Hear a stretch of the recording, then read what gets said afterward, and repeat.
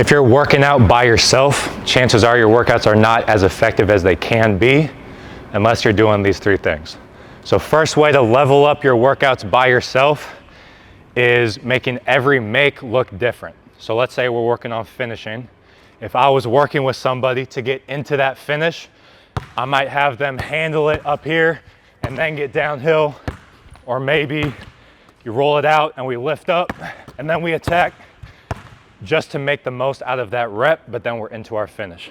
So making every make look different. So if we're making 10 on this side, 10 on this side, depending on the player, the first 10, 12 might be pretty easy. You got your basic stuff that you've been doing since 3rd grade. But then once you get to like 12, 15 reps, whatever it is, it becomes a little bit more challenging to come up with different stuff. Different footwork, different hands. What we're working on is our ability to solve problems. So this translates to the game on the fact that in this drill we're doing, we are coming up with as many different solutions to the problem as we can. The problem being, this is my 17th layup, I need it to look different. In a game, the problem is defender's on my hip, I'm attacking downhill, I got a help defender coming up. I need to decide which solution or what finish is the best one to use. So by reaching into our bag and then eventually doing some stuff that you may not have thought of doing before, we become more aware of every single solution that we have in our toolbox. The more aware we are of all the solutions we have, the more information we have. The more information we have, the better decisions we can make come game time. Number 2, second way you can level up your workouts by yourself, shot cycles.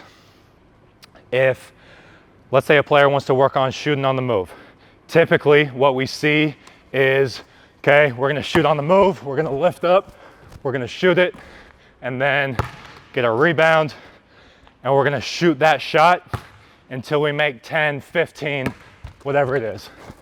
Where that can sometimes fall short is it's not very game-like.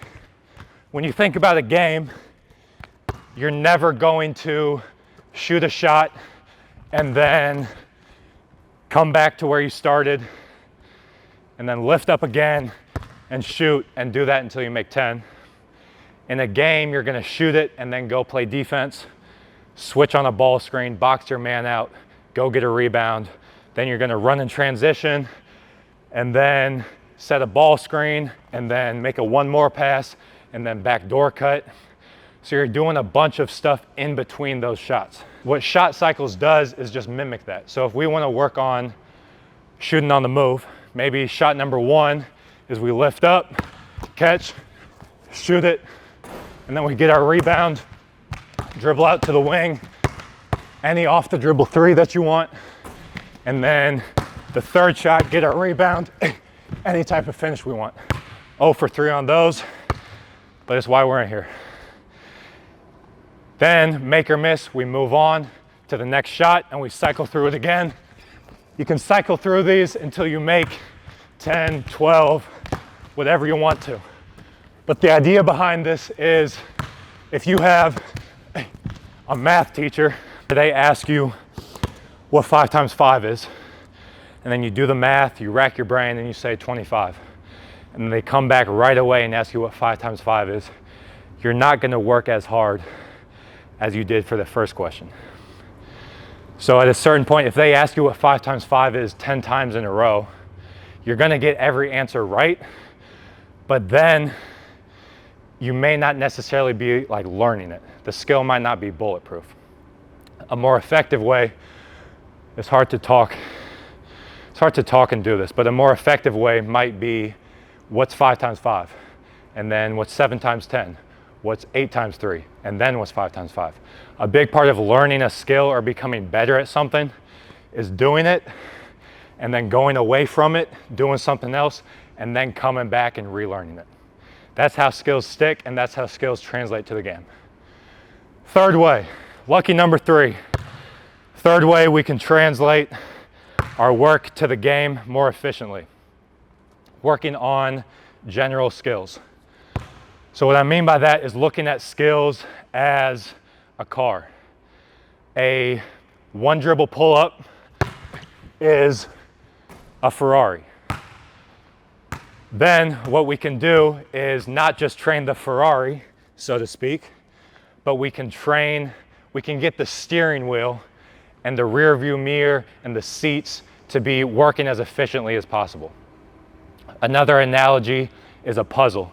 So this one dribble pull-up out of a float is the whole puzzle, and then each micro skill, I guess you could call it, is a puzzle piece. So when you think about a one dribble pull-up, we need an ability to decelerate.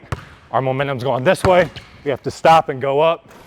Have not made a one dribble pull-up yet, but that's why we're in here.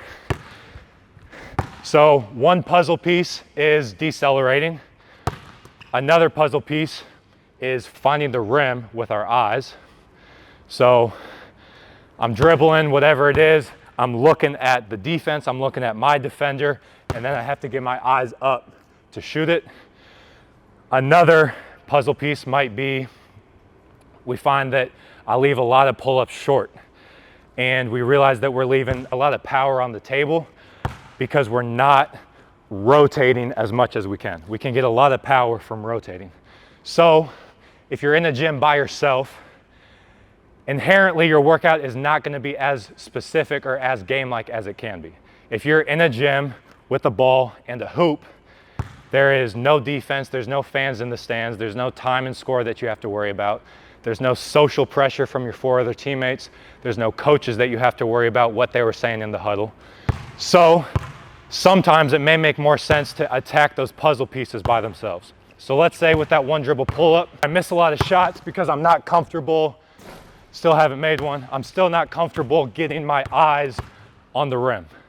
For some reason, that just kind of throws me off. So we can work on that. So we can put ourselves in different scenarios where we have to spin, where we have to find the rim with our eyes. And it may not necessarily even be something you would do in a game. I'm never gonna tween behind, step back, probably a travel. I'm never gonna shoot that in a game, but the point of this is we're training that puzzle piece of finding the rim with our eyes. Another puzzle piece we can train is that rotational power. So in a game, I'm never going to start facing the sideline, catch, jump here. If that becomes too easy, I'm never gonna have my back to the basket in a game and then jump, turn, and shoot it. But again, that's not the point. The point is we're isolating that puzzle piece and training our ability to get power, rotating our body. Those are 3 ways to level up your workouts by yourself. Peace.